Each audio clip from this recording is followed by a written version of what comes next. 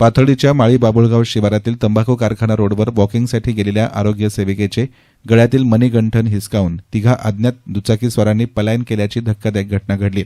या प्रकरणी आरोग्य सेविका राणी वसंत वारे यांनी पाथर्डी पोलीस स्टेशनमध्ये फिर्याद दाखल केली आहे। राणी वारे या मोहरी येथे आरोग्य सेविका म्हणून कार्यरत असून त्या आपल्या मैत्रिणी सुनीता ढोले यांच्यासह रोजप्रमाणे वॉकिंगला गेल्या होत्या। गायछाप कारखाना रोडवर पोहोचताच त्यांच्या पाठीमागून आलेल्या दुचाकीवरील तिघांनी रस्ता विचारण्याच्या बहाण्यानं गाडी थांबवली।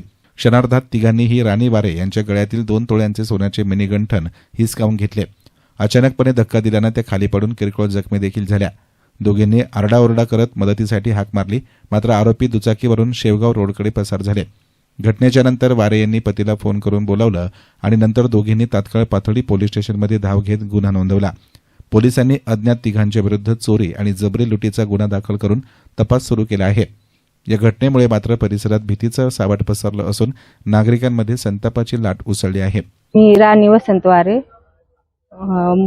आरोग्य सेविका आहे। मी काल 5:30 ला ड्युटीवरून आल्यानंतर 5:30 वाजता नेहमीच्या प्रमाणे चालायला चालले होते तंबाखू रोडच्या कारखाना रोडने। आम्ही पुढं म्हणजे ह्याच्यापर्यंत गेल्यानंतर एक म्हणजे आम्ही परत वळून घराकडे निघाल्यानंतर एक समोरून एक गाडी आली, त्याच्यावरती 3 जण बसलेले होते। तिघांनी पण तोंडाला मास्क, जर्किन वगैरे म्हणजे दिसणार नाहीत असा पेहराव केला होता। त्यातील म्हणजे एकाने जाताना असं सरळ जाताना विचारलं, मावशी हा रस्ता कुठे जातो असं माझ्याबरोबर ज्या ढोले काकी होत्या त्यांना विचारलं।